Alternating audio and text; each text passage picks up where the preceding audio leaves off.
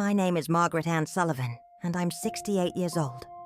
I live in a modest 3-bedroom house in Cedar Falls, Iowa, a small town where everybody knows everybody. And secrets don't stay secret for long. I've lived in this house for 43 years. My late husband Thomas and I bought it when we were newlyweds, barely scraping together the down payment. We raised our son here, celebrated holidays here, weathered storms here. The mortgage has been paid off for 15 years now. Every single brick, every floorboard, every window in this house belongs to me. I'm telling you this story because I need you to understand something important. There comes a time in every woman's life when she has to stand up for herself, no matter how uncomfortable it makes other people. And it doesn't matter if you're 25 or 68. Age doesn't mean you have to accept disrespect. Age doesn't mean you have to be quiet. Age doesn't mean you have to give up what's rightfully yours. What happened to me could happen to anyone. It started small, like these things always do. Little comments, small requests, tiny changes that seemed reasonable at first. But before I knew it, I was a stranger in my own home, treated like the help instead of the owner. And the person doing this to me, my own daughter-in-law, Jennifer, along with her mother, Patricia. Now, before we go any further, I want to say something to everyone watching this. If this story resonates with you, if you've ever felt undervalued in your own home or your own life, do me a small favor. It takes just 1 second to hit that like button, and it helps this channel reach more women who need to hear stories like this. Subscribe and ring that bell so you don't miss the other stories I share here. And please, drop a comment telling me what city or country you're watching from, and what you think about what I am about to tell you. Your support means everything to this channel and helps us build a community where women lift each other up. Every like, every comment, every subscription helps us grow and reach more people who need these messages. Thank you so much for being here, and now, let me tell you what happened. I need to take you back to understand how everything fell apart. Thomas, my husband, passed away 6 years ago from a heart attack. It was sudden, devastating, and it left a hole in my life that never quite filled back in. We'd been married for 38 years. He was my best friend, my partner, the person who knew me better than anyone else in this world. After he died, I went through the expected stages of grief. The crying, the numbness, the anger at God for taking him too soon, the loneliness that felt like it would swallow me whole. But I'm not the type to stay down forever. I come from strong Midwestern stock. My mother raised 6 children during the Depression. My grandmother worked the fields alongside my grandfather. Sullivan women don't break easily. So I picked myself up. I joined a book club at the local library. I volunteered at the community center teaching younger women how to knit and crochet. I maintained my garden, the one Thomas and I had planted together, filled with tomatoes, zucchini, green beans, and my pride and joy, a rose garden with 12 different varieties. I learned to fix the small things around the house that Thomas used to handle. I was okay. Not happy, exactly, but okay. Functioning. Living. My son, David, he's 42 now. He was wonderful during those first months after his father died. He called in every day, visited twice a week, made sure I was eating, made sure I wasn't sitting alone in the dark. David has always been a good son, responsible, caring. He works as an accountant at a firm in Cedar Rapids, about 20 minutes from Cedar Falls. He married Jennifer 8 years ago, and they have 2 children, Emily, who's 7, and Connor, who's 5. Jennifer. Let me tell you about Jennifer. When David first brought her home to meet us, I wanted to like her. I really did. She was pretty in that polished way, always dressed nicely, hair always perfect, makeup always just right. She worked as a dental hygienist and she seemed intelligent enough, but there was something about her that I couldn't quite put my finger on. A coldness in her eyes when she smiled, a way of looking at our home like she was calculating its value rather than appreciating its warmth. Thomas noticed it too. One night after they'd left from Sunday dinner, he said to me, "Maggie, I hope our boy knows what he's getting into." I remember asking him what he meant, and he just shook his head and said, "That girl looks at everything like it's a transaction, like she's always figuring out what she can get from it." I told him he was being too harsh, that we should give her a chance. But Thomas had good instincts about people. I should have trusted them more. For the first few years of their marriage, things were cordial between Jennifer and me. Not warm, exactly, but polite. She never called me just to chat, never asked for my recipes or advice on anything. But she showed up for family gatherings, smiled in the right places, and seemed to make David happy. That was enough for me. Her mother, Patricia, I'd only met a handful of times before all this happened. She lived in Des Moines, about a 2-hour drive away, and she remarried when Jennifer was in college. Her new husband, Frank, was a successful insurance broker, and they lived in a nice neighborhood, took cruises, played golf at the country club. Patricia was the type of woman who always had to let you know how well she was doing. Every conversation somehow circled back to their latest vacation, or their new car, or some expensive restaurant they'd tried. Jennifer was their only child, and Patricia had spoiled her rotten. That much was clear from the stories Jennifer would tell. How she'd gotten a brand new car for her 16th birthday. How her college was fully paid for. How her parents had given them $10,000 as a wedding gift. Patricia had given Jennifer everything, and Jennifer had learned to expect everything. The family dynamics shifted noticeably after Thomas died. David started bringing the kids over more often, which I loved.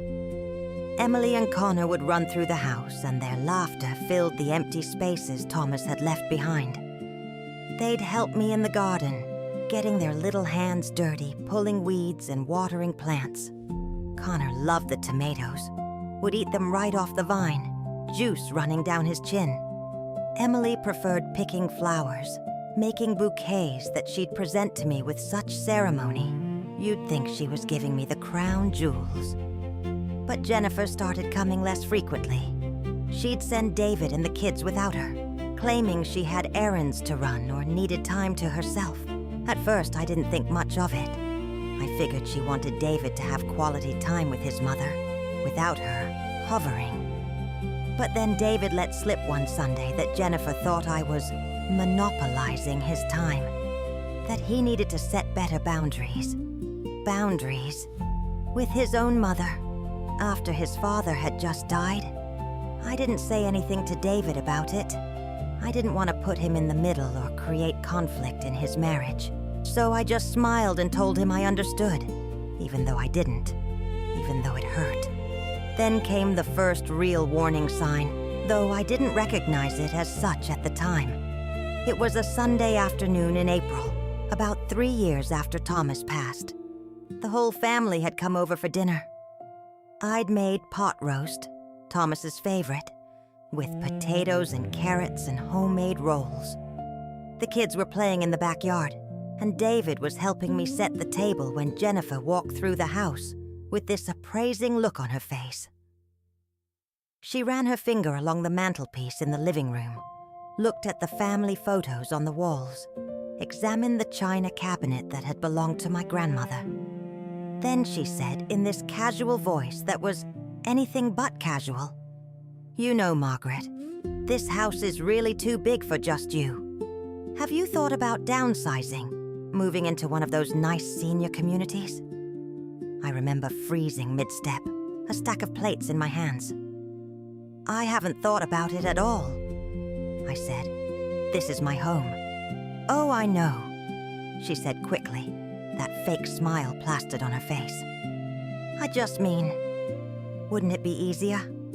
No yard to maintain, no repairs to worry about. Those communities have activities and everything. You could make friends your own age. Friends my own age. Like the book club and volunteer work and church friends I already had weren't enough. I like maintaining my yard, I said, keeping my voice level. And I can handle the repairs just fine. This house has everything I need. She shrugged, but I caught the flash of annoyance in her eyes. Just something to think about. I'm sure David worries about you being all alone in this big house.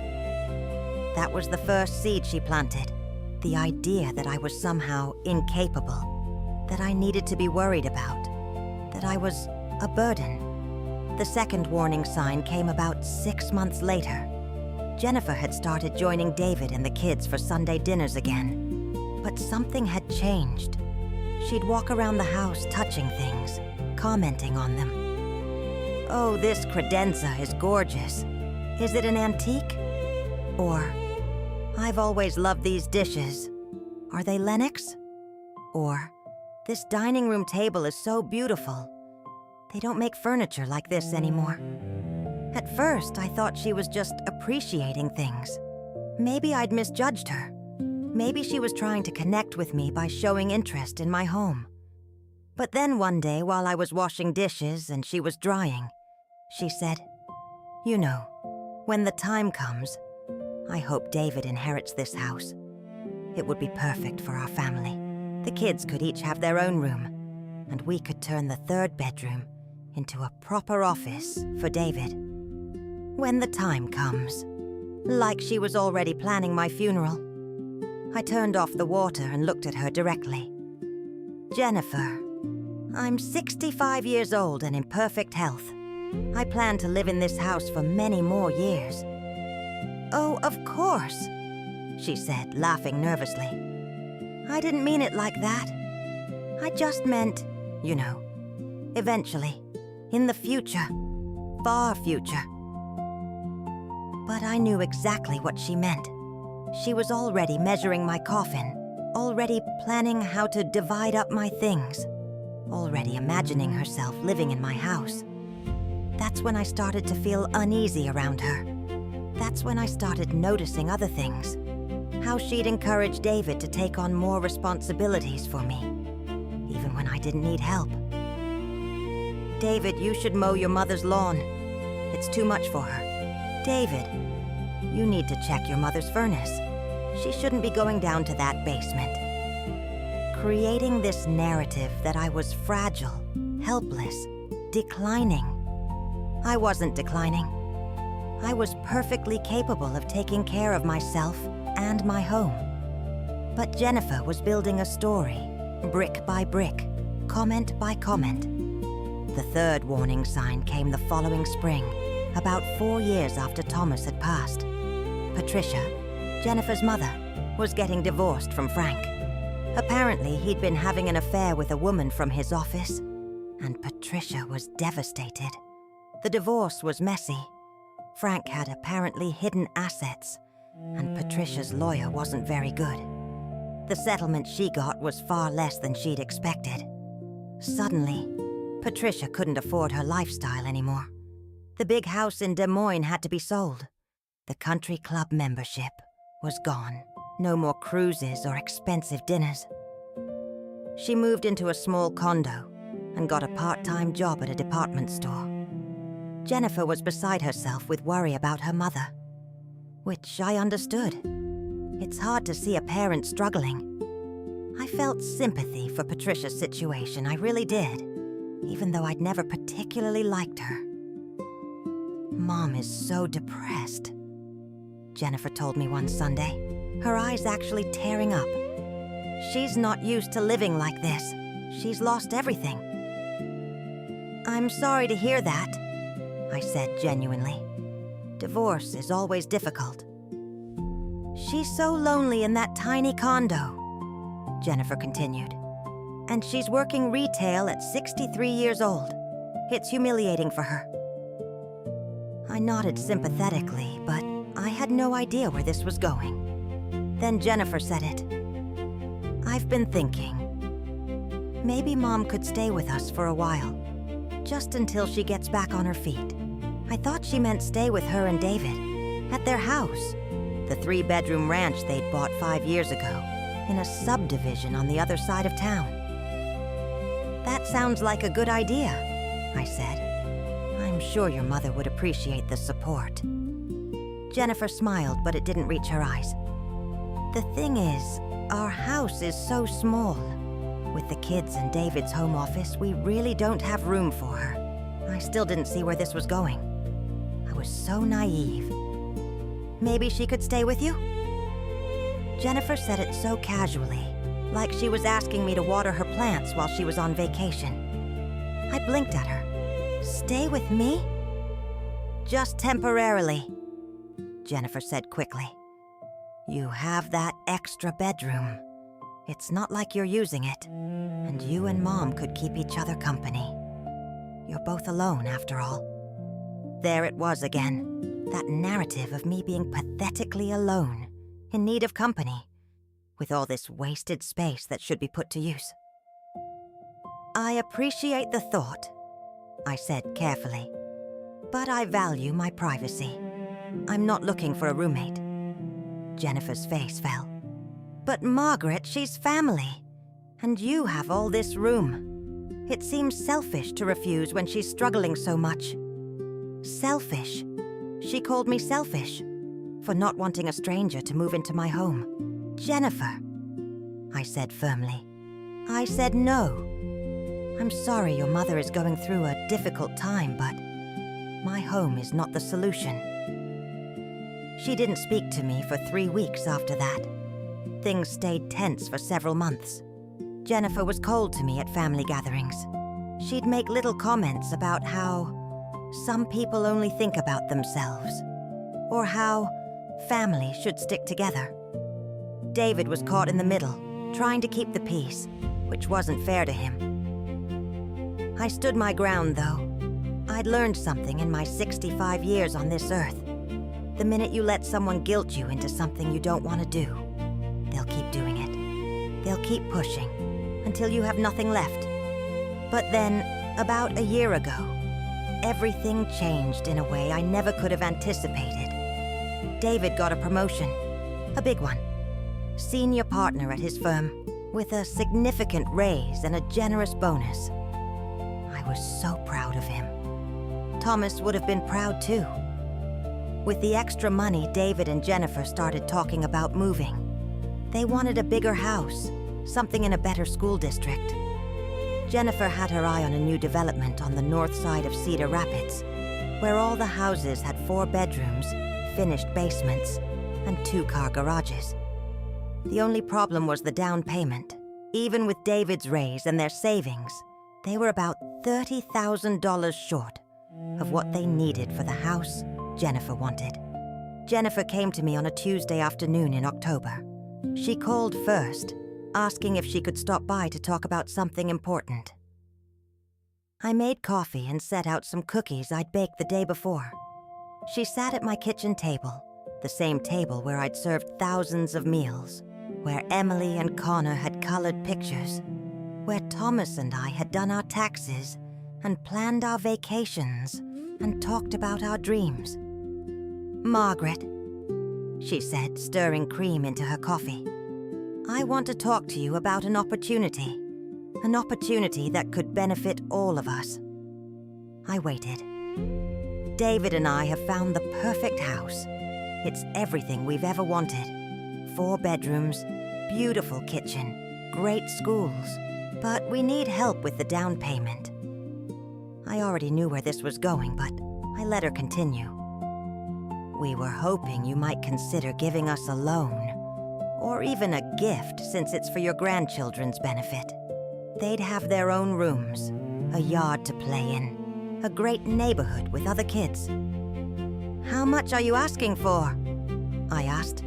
$30,000, she said, like it was nothing.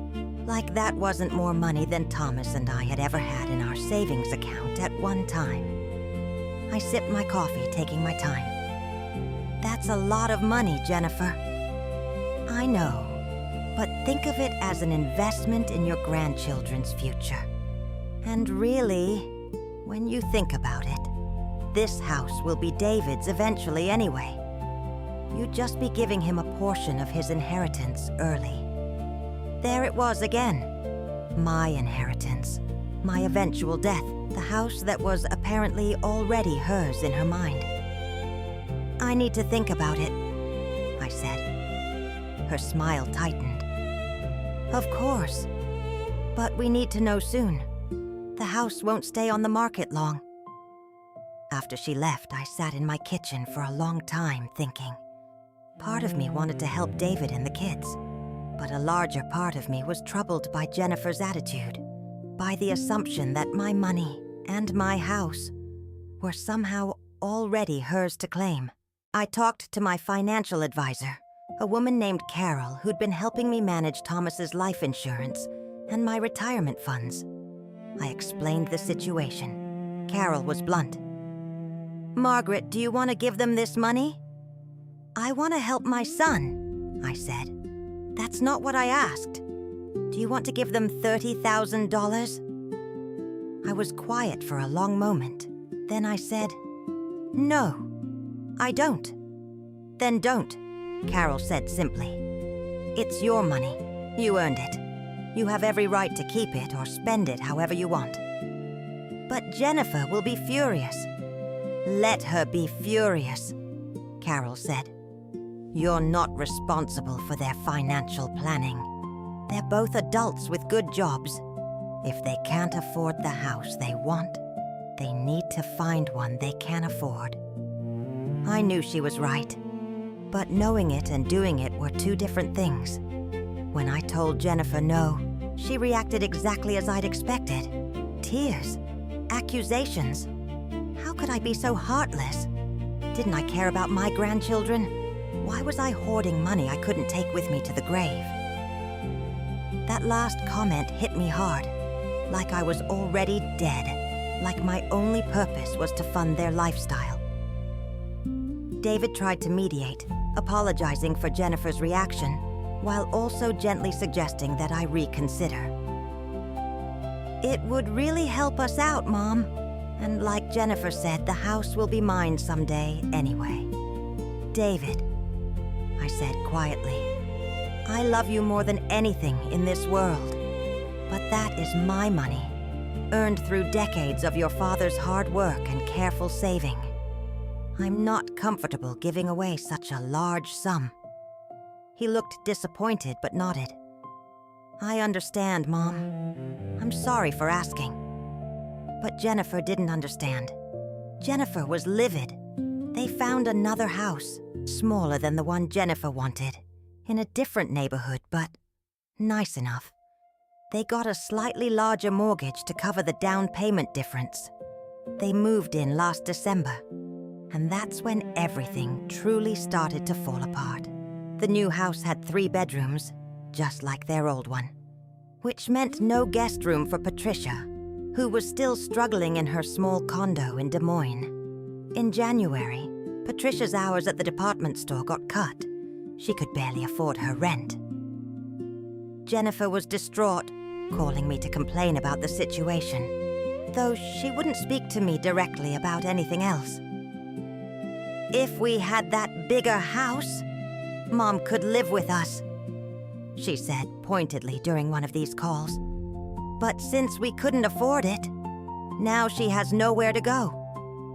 The guilt trip was obvious and clumsy, and I didn't bite. Then, in March, something happened that changed everything. Patricia had a fall in her condo. She slipped on a wet floor, broke her wrist, and gave herself a concussion. She was in the hospital for 3 days. When she was discharged, the doctor said she shouldn't be living alone for a while, at least until she recovered fully. Jennifer called me, crying real tears this time. Mom could have died. She can't live alone anymore. She needs family. I'm sorry she got hurt, I said. That must have been scary. She's being discharged tomorrow and she has nowhere to go. Jennifer said, Margaret, I'm begging you. Please let her stay with you. Just until she heals.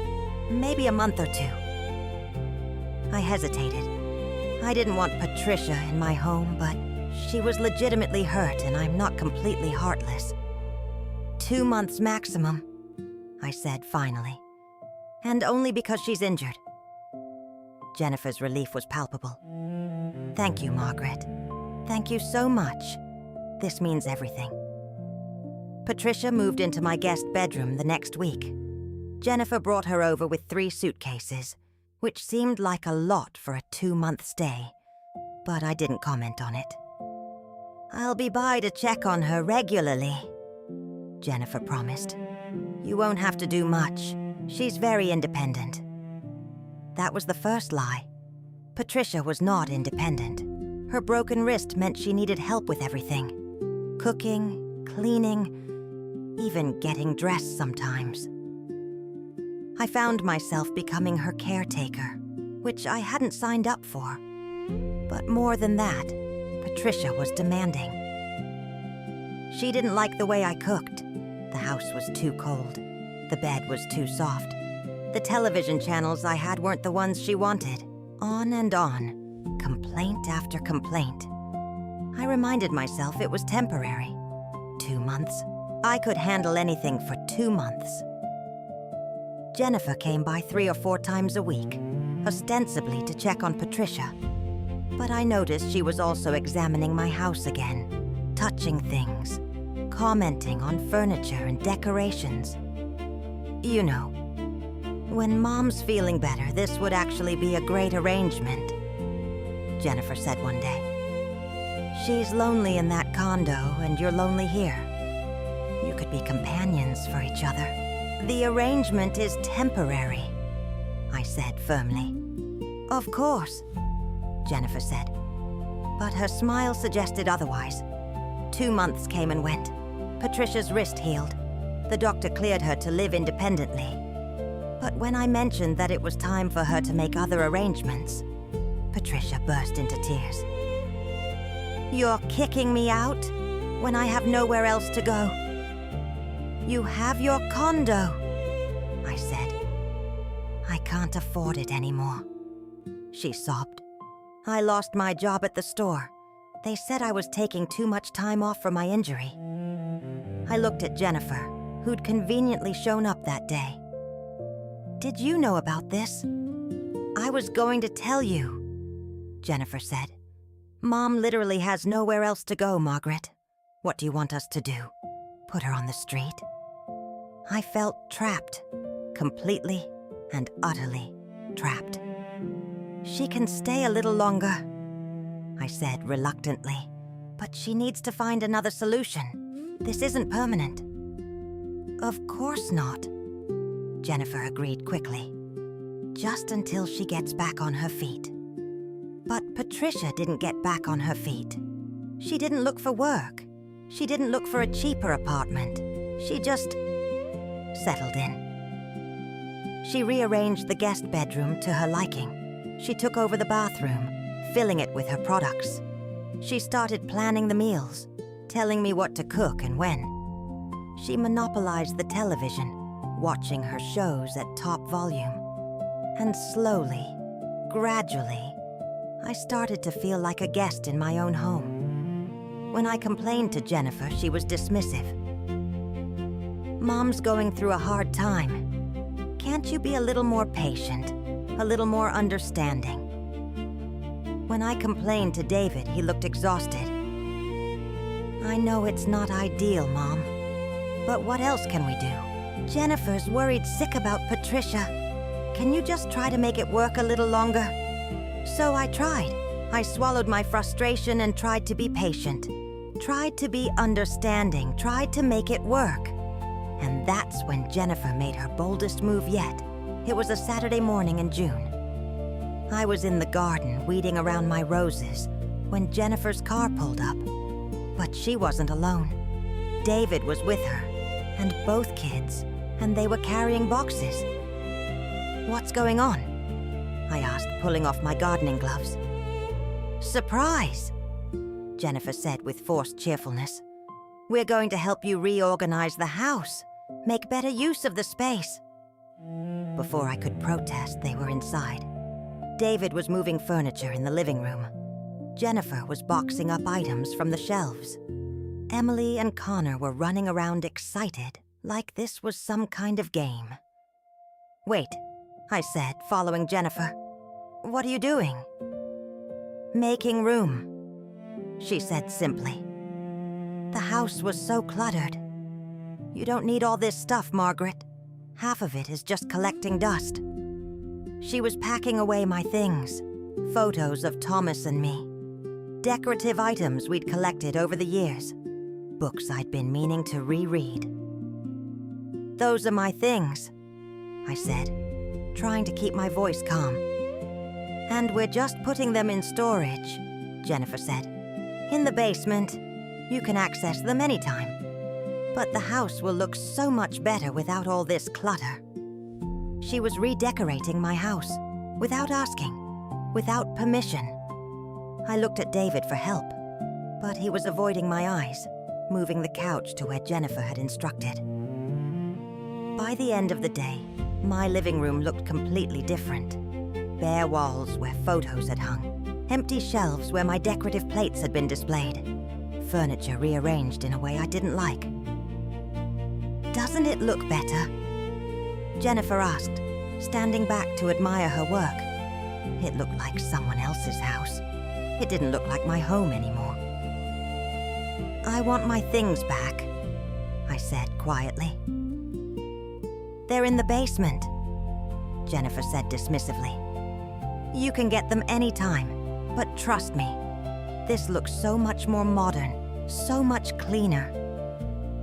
That night I went to the basement to retrieve my belongings. But when I got down there, I found that they hadn't just put things in storage.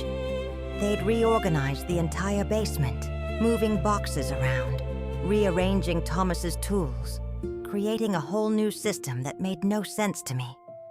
It took me an hour to find even one box of my items. I sat on the basement steps and cried, not dramatic sobs, just quiet tears of frustration and helplessness. What was happening to my life? How had I lost control of my own home? After that day, things escalated quickly. Jennifer started coming over almost every day, sometimes with David, sometimes alone. She'd bring groceries and put them away in my kitchen, reorganizing my cabinets in the process. She'd suggest changes to my routine. She'd criticize the way I did things. You really should be washing the dishes right after meals, Margaret. Letting them sit is unsanitary. These towels are old. You need new ones. I'll bring some by tomorrow. Why do you keep the house so cold? You need to turn up the heat. Poor Mom is freezing. Mom, Patricia, who'd become a permanent fixture in my home, showing no signs of leaving. And then came the incident that I should have seen coming, but somehow didn't. It was a Wednesday in late June. I was in the kitchen making lunch when Patricia walked in and said, "Jennifer and I have been talking. We think it would be better if you took the smaller bedroom upstairs." And I moved into the master. I actually laughed. It was such an absurd suggestion that I thought she was joking. But Patricia's face was completely serious. The master bedroom is bigger and has its own bathroom. With my age and my health issues, I really need that convenience. And you don't need all that space just for yourself. Patricia, I said carefully, that is my bedroom. The bedroom I shared with my husband for almost 40 years. Thomas is dead, she said bluntly. You're dwelling in the past. It's not healthy. You need to move forward. The callousness of it took my breath away. Get out of my kitchen, I said quietly. Excuse me? I said get out. This is my house. That is my bedroom.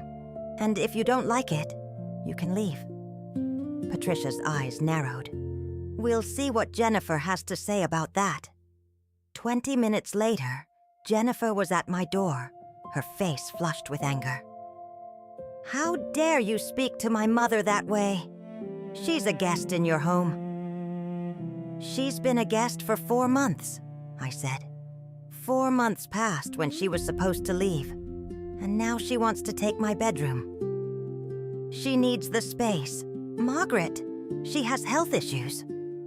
Then she needs to find her own place with the space she needs. This is my home. Jennifer's face twisted into something ugly. Your home. Your home. It's all you ever talk about. This house. This house. You're so selfish, holding on to this place like it's some kind of shrine to a dead man. You have all this space, and you won't share it. You have all this money, and you won't help family. What kind of person are you? Her words hit like physical blows, but I stood my ground. The kind of person who worked for what I have. The kind of person who doesn't owe anyone my home or my money. David deserves better than you. She spat. He deserves a mother who actually cares about his family.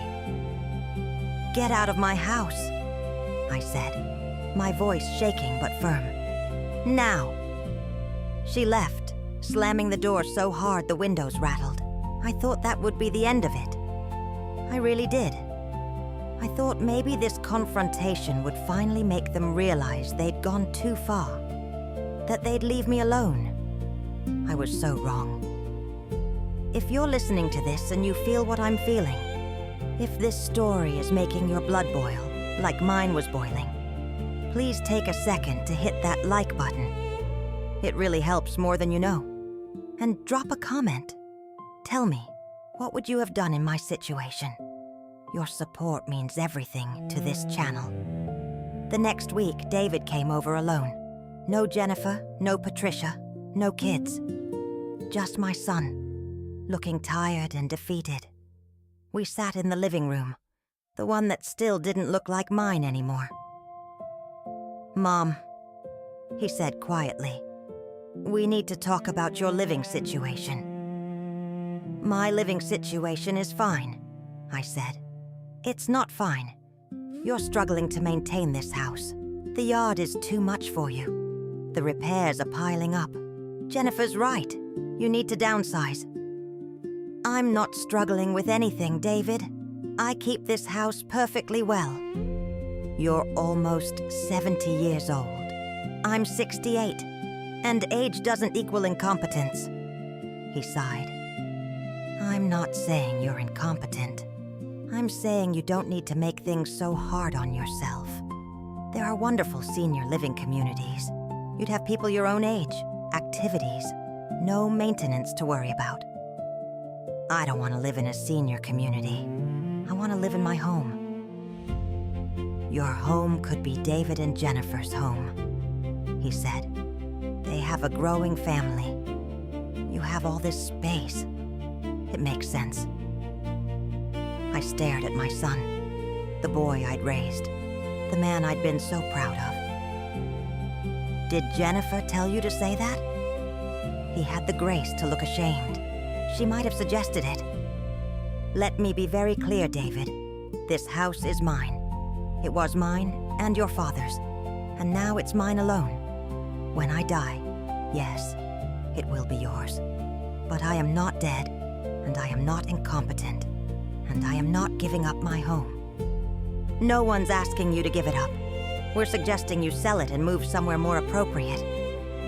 Appropriate for whom? For me? Or for Jennifer and Patricia? He didn't answer. Tell me something, I said. When you were growing up, did I ever make you feel like you were in the way? Like you were a burden?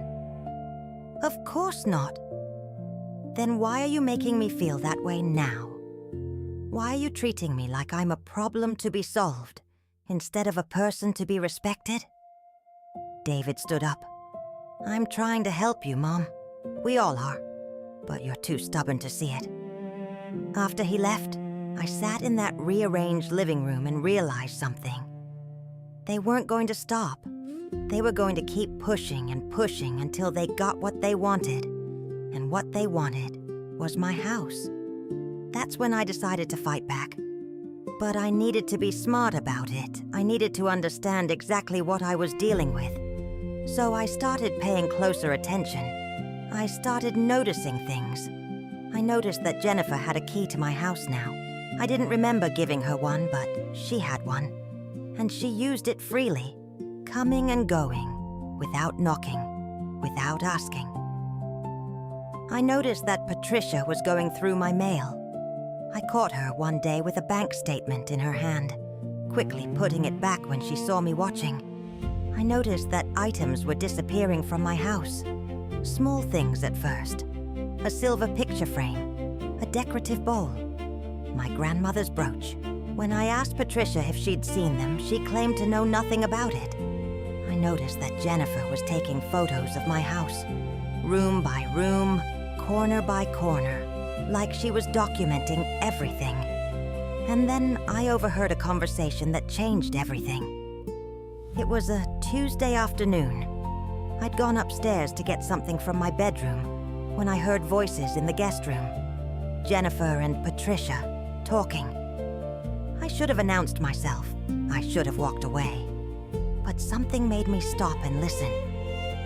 The appraisal came back at $350,000, Jennifer was saying. Can you believe it? For this old house? It's the lot, Patricia replied. Prime location, close to downtown, good neighborhood. The house itself is dated, but the land is valuable. Once we get her moved out, we can renovate.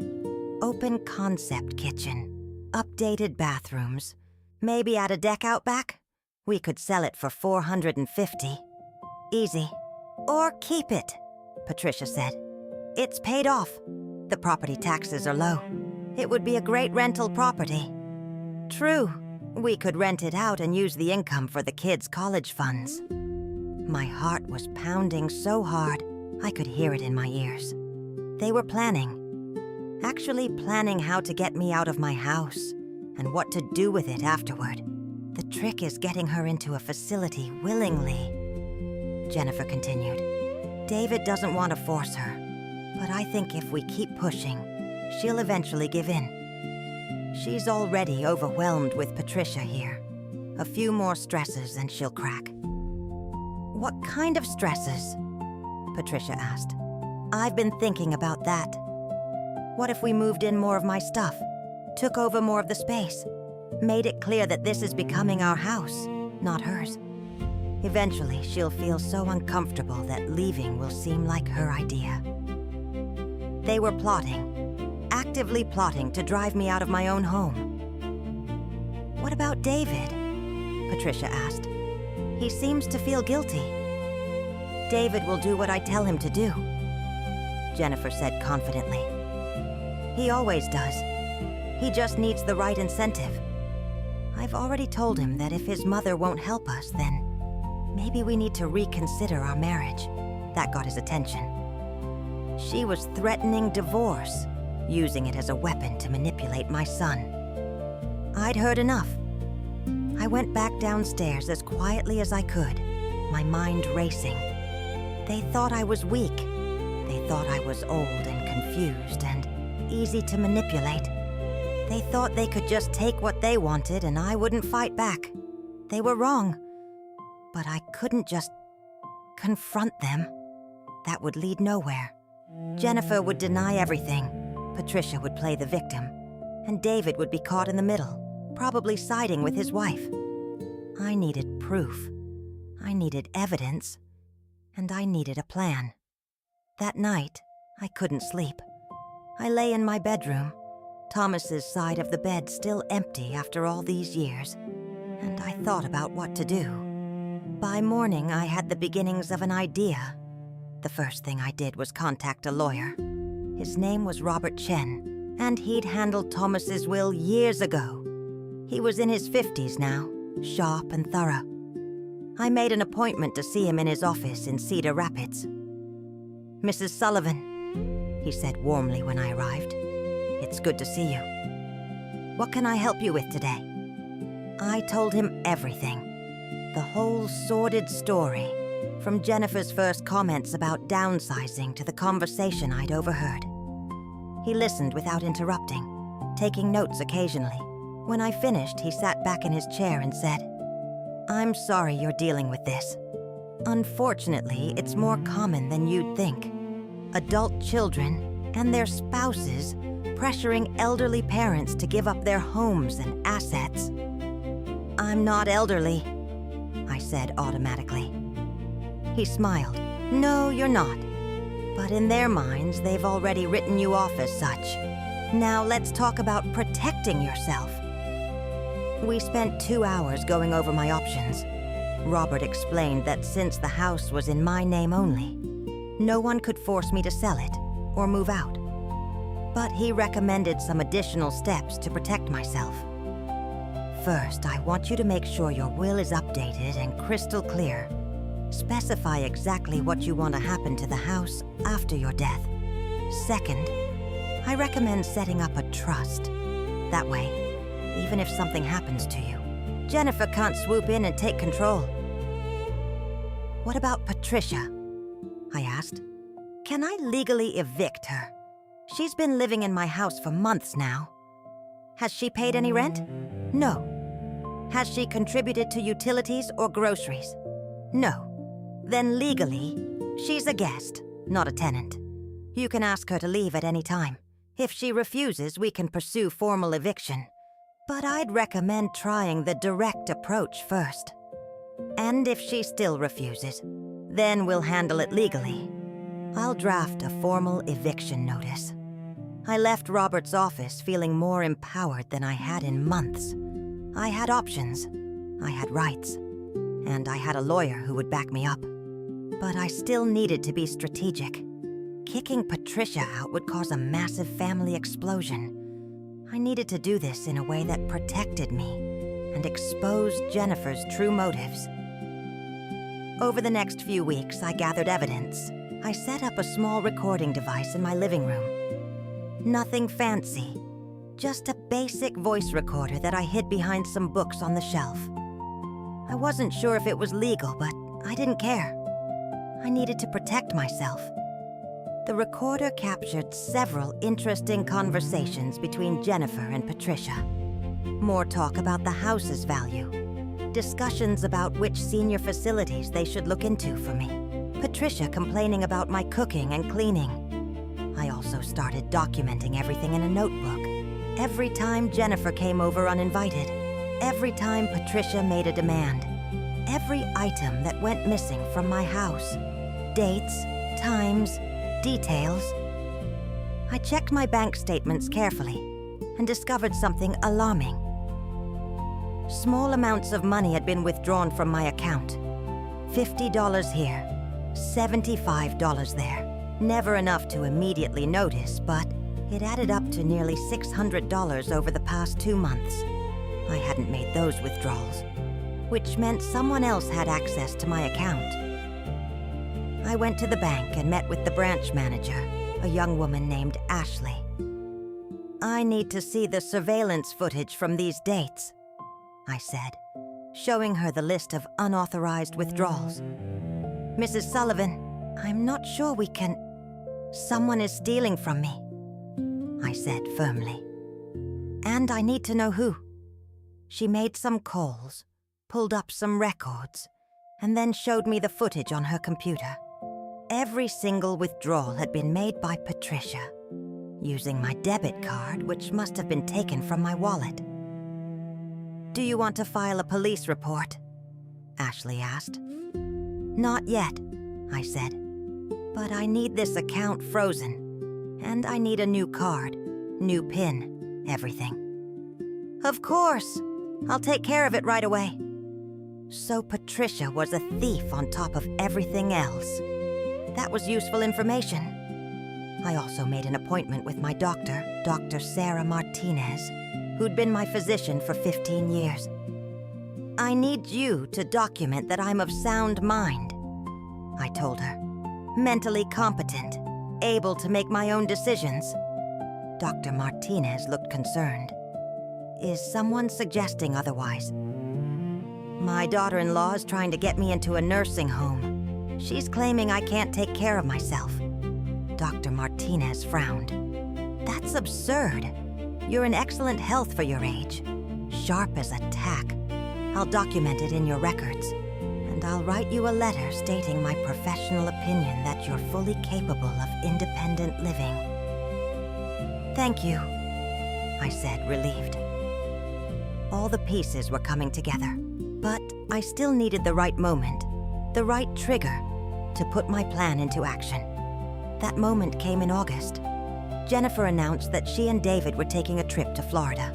A week-long vacation with the kids, visiting Disney World. They'd been planning it for months. Mom will stay with you while we're gone, Jennifer told me casually, as if I had any say in the matter. She'll keep you company.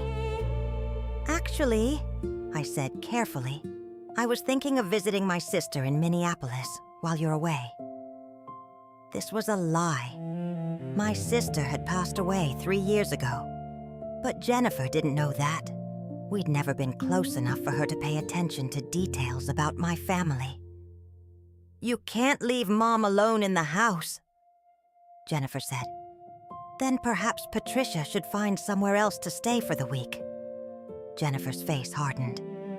She lives here now, Margaret. This is her home, too. No, I said quietly. It's not. We'll discuss this when we get back from Florida, Jennifer said dismissively. Just make sure you're here to help Mom while we're gone.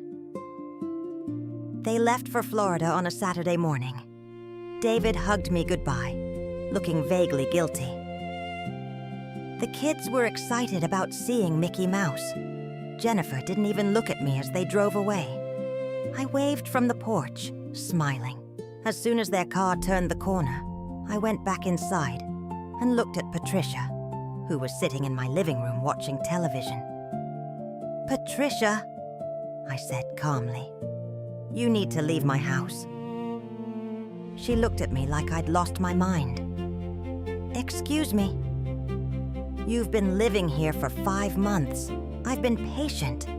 But this is my home, and I want it back. I want you out. She laughed. Actually laughed. I'm not going anywhere. Jennifer said I could stay here. Jennifer doesn't own this house. I do. And I'm asking you to leave. No, Patricia said simply, turning back to the television. I pulled a piece of paper from my pocket. This is a formal eviction notice, prepared by my lawyer. You have 72 hours to vacate the premises. She snatched the paper from my hand, read it, and then tore it in half. You can't evict me. I'll call Jennifer. Jennifer is in Florida and can't help you. You have 72 hours. Patricia stood up, her face red with fury. You bitter old woman. You're jealous because I have a daughter who loves me, and your son can barely stand to be around you.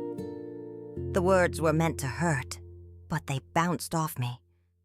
I'd been preparing for this moment for weeks.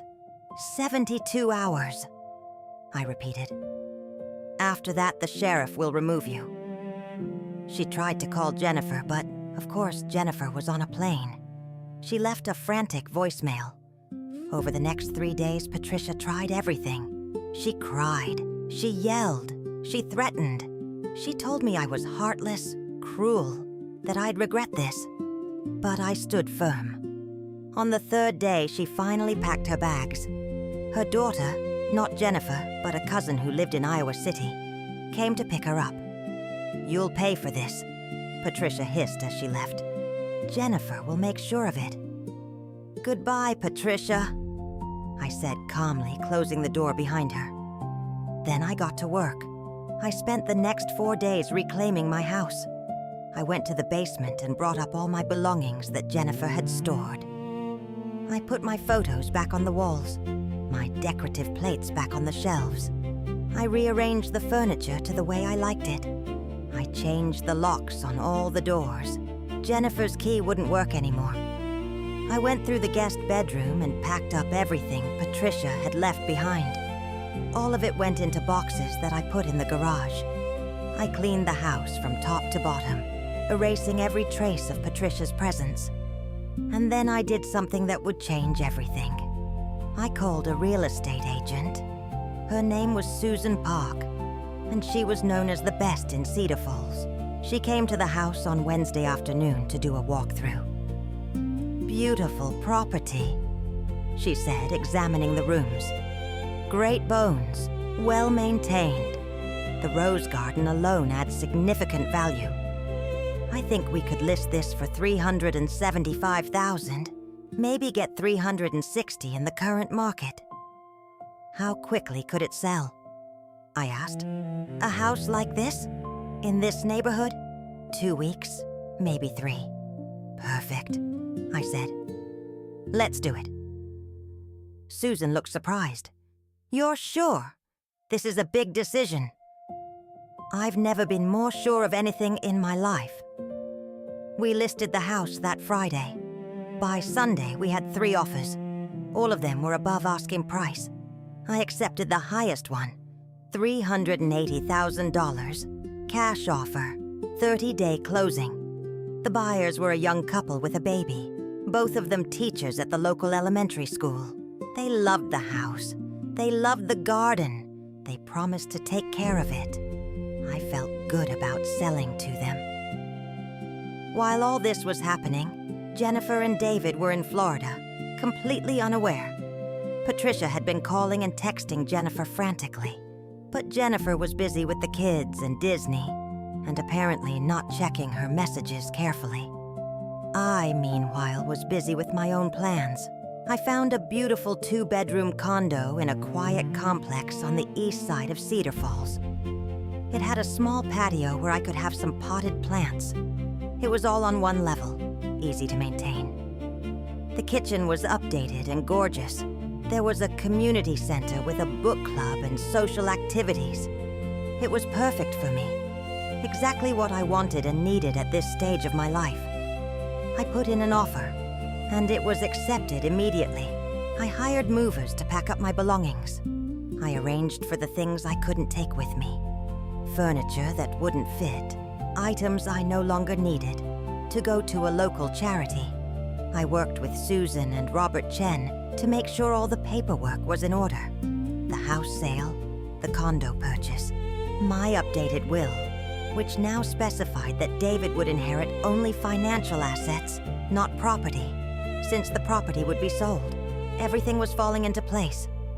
Jennifer and David returned from Florida on a Saturday, tanned and happy, the kids chattering about all the rides they'd gone on. David called me that evening. "Hey, Mom, we're back. The kids want to come over tomorrow and tell you all about the trip." "Actually, David, I need to talk to you. Can you and Jennifer come over tomorrow afternoon? Without the kids?" Sure. Is everything okay?" "Everything's fine. I just have some things to discuss." Sunday afternoon, they arrived at my door. Jennifer looked annoyed already, probably because Patricia had finally gotten through to her about being kicked out. But when they tried to use Jennifer's key, it didn't work. They knocked, and I let them in. The first thing they noticed was that the house looked different. All my items were back where they belonged. All the changes Jennifer had made were undone. "Where's my mother?" Jennifer demanded immediately. "Gone," I said calmly. "I asked her to leave." "You what?" "I evicted her. She'd overstayed her welcome by about 4 months." Jennifer's face went purple. "You can't just evict her. Where is she supposed to go?" "That's not my problem. This is my house, and I decide who lives here." "Your house?" Jennifer laughed harshly. "For how much longer?" "Actually," I said, "that's why I asked you to come over. I have some news." I handed David a piece of paper. It was a copy of the sale agreement. He read it, his face going pale. "You sold the house?" "Yes. Closing is in 3 weeks." Jennifer grabbed the paper from his hands. You sold it? Without telling us? Why would I need to tell you? It's my house to sell. But this was supposed to be ours. David's inheritance. David will receive his inheritance when I die. But I'm not dead, and this house was mine to do with, as I pleased. I pleased to sell it. Where are you going to live? David asked, his voice barely a whisper. I bought a condo, a lovely 2-bedroom place that's perfect for my needs. I'm moving in 2 weeks. Jennifer was shaking with rage. You vindictive bitch! You did this to punish us. No, I said calmly. I did this to free myself. You wanted me in a senior facility? Well, I found my own place, on my terms. You wanted my house? Too bad. It belongs to a nice young family now. You can't do this, Jennifer screamed. I already did. David looked devastated. Mom, how could you? This house. It's our family home. All my memories are here. And all my memories are here too, David. But they're memories. They're not the walls and floors. I can take my memories with me. But the money from the sale is mine. I'll use it to buy the condo, to secure my retirement, to live comfortably. You know, the things people normally do with their own money. Jennifer was crying now, angry tears. You're doing this because we wouldn't give you what you wanted, because we wouldn't let you control everything. No, Jennifer, I'm doing this because you tried to take everything from me. My home, my dignity, my independence. You wanted to push me out and take over. Well, congratulations. You pushed me right out the door and into a better situation. David, say something! Jennifer demanded. But David was just staring at me like he didn't know who I was. I'm sorry you feel betrayed, I said to him. But I'm not sorry for what I did. This was my house, my decision, my life. You're going to regret this, Jennifer spat. When you're old and sick and need help, don't come crying to us. I won't, I assured her. I have my own money, my own resources, and my own self-respect. That's all I need. They left shortly after that. No goodbye, no hug. Just Jennifer's furious shouting and David's shocked silence. After they were gone, I sat in my living room and felt light, like a weight had been lifted off my shoulders. Yes, I'd burned bridges. Yes, my relationship with David would probably never be the same. But I'd also freed myself from people who saw me as nothing more than a source of resources to exploit. The next 3 weeks were a whirlwind. David called a few times, trying to convince me to change my mind, to cancel the sale. But the more he talked, the more I realized he was just repeating Jennifer's words. He didn't actually care about the house or the memories. He cared about the money he thought he was losing. The buyers are willing to pay $380, Mom. If you back out now, you'll lose the deal. I'm not backing out, David. But this is my inheritance. You're 42 years old, with a good job and a beautiful family. You don't need an inheritance right now.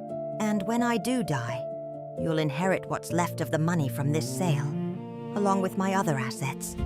But this house, this was mine to sell, and I sold it.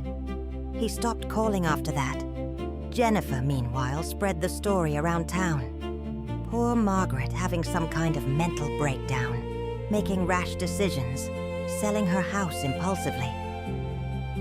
People I knew from church and the community center would ask me with concern, "Are you sure you know what you're doing?" I'm absolutely sure. I'd tell them. Dr. Martinez's letter came in handy more than once. I showed it to a few people who seemed genuinely concerned, and that usually settled their worries. The closing went smoothly. The young couple was so happy, so grateful.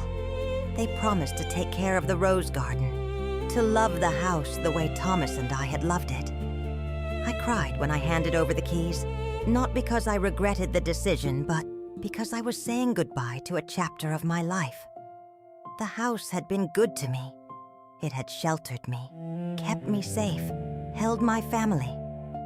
But it was time to move on. The money from the sale, after paying off the few remaining costs and fees, came to $372,000. I used $180,000 to buy the condo outright. No mortgage, no payments.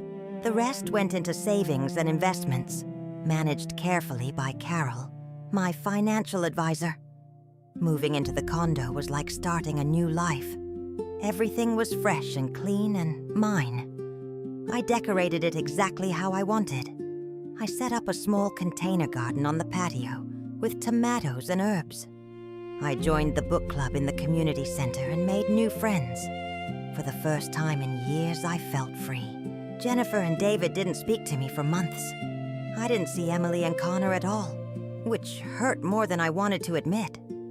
But I understood that Jennifer was using the kids as leverage, trying to punish me. Then, around Christmas, David called. "Mom," he said quietly, "Jennifer and I are separating." I wasn't as surprised as I probably should have been. "I'm sorry to hear that. She's been difficult. About a lot of things. The house situation was just the beginning. She wanted to control everything. Who I saw, how I spent money, how I raised the kids. I finally realized what you'd been dealing with all along. David, I'm sorry, Mom, for not standing up for you, for letting Jennifer treat you the way she did, for being more concerned about an inheritance than about your happiness." I was quiet for a moment. "Thank you for saying that. Can I bring the kids to see you? They miss you." "I'd love that." He brought them over the next weekend. Emily and Connor ran through the condo, amazed by everything. "Grandma, you have an elevator!" Connor shouted excitedly. "And a swimming pool in the building." We had a wonderful visit. David apologized again, more thoroughly this time.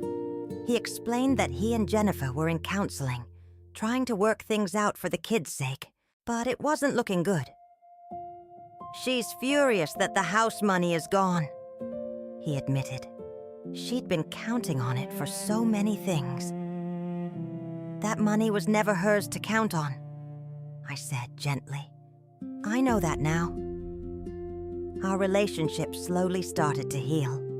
It would never be quite the same. There had been too much damage, too much betrayal. But we were finding our way back to each other. As for Patricia, I heard through the grapevine that she'd moved in with her sister in Davenport. And Jennifer. Last I heard, she'd moved back in with her mother after the divorce was finalized.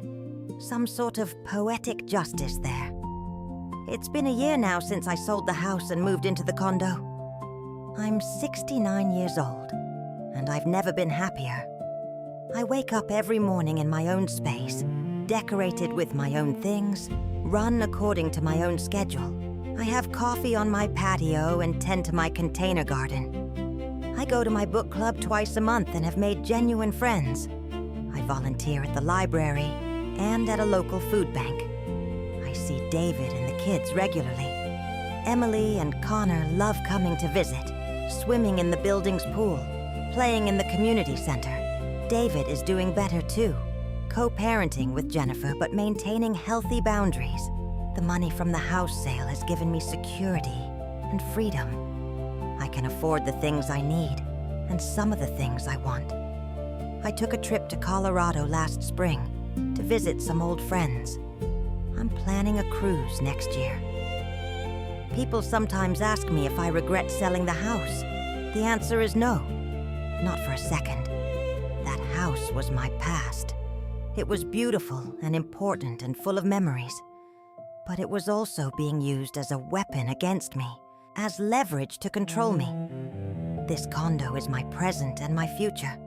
It's proof that I'm still capable of making my own decisions, of taking care of myself, of starting over. I'm 69 years old, and I've learned something important.